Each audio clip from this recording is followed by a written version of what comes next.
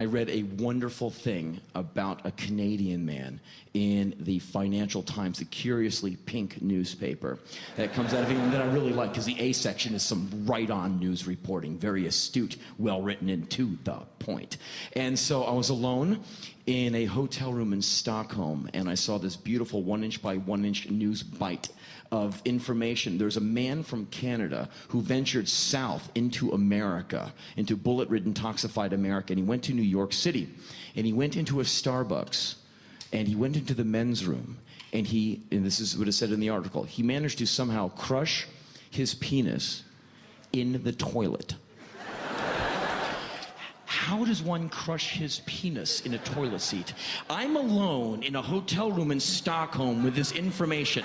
I have a penis, and I have a bathroom, and I have a night off, and I have a curious mind.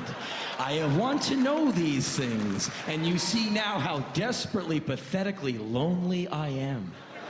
And so I put the newspaper down, and I go into the bathroom, and I sit on the seat, and I go, okay, here I am in the normal position for usage. Now, how do I crush my wang in the toilet? Now, I tried to stretch it out in front of me, and like, high noon, 12 o'clock on the clock, and tried to crush it in that part, but it almost made it. It almost made it, but it didn't quite make it. So then I tried to hurl the bulk of my wang over the side of my leg, which is more wishful thinking than anything. It kind of, whap, and it's not even close. Okay, so then I tried to tuck it underneath to try to get it over and under. There again, wishful thinking. It did not work. So then I approached the bowl on my knees, like many of you have done on a night out. But I was trying to get my wang, the power of my wang. I was trying to get my wang up to the rim to somehow crush it, which I assume that's how he managed to crush his wang.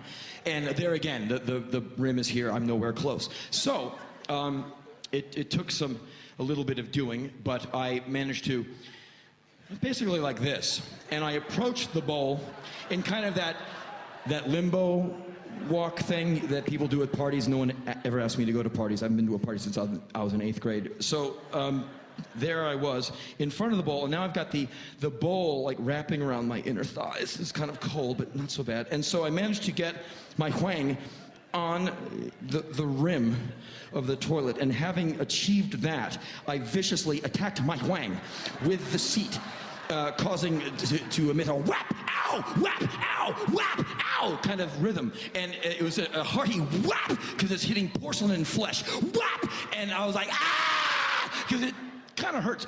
But the thing, by the 5th whap, the thing that alarmed me was that it stopped feeling so bad. And it didn't exactly feel good, it just ceased to feel all that bad. And you know that any port in a storm thing that men go through with, we can't fuck you, we'll fuck the couch leg, or anything. And so maybe some guys, whap, whap! And so maybe the Canadian fellow's just trying to get a cheap get-off in the bathroom of a Starbucks, and then he wanted to get some money out of it. I don't know. So I managed to attack my wang viciously with the toilet seat, and after 5 whaps, it felt pretty good. So I wanted to get away from that, because I didn't want to have to be so rough trade to my wang on a regular basis in order to get off. Because in the few instances I do get to have sex with somebody else, I think that would be very hard to ask for. Can you hit my wang even harder? Like, I really don't want to make it standing in a toilet with you, hitting your toilet. Please, just like, well, okay. Oh yes, yes, mommy, yes. So anyway,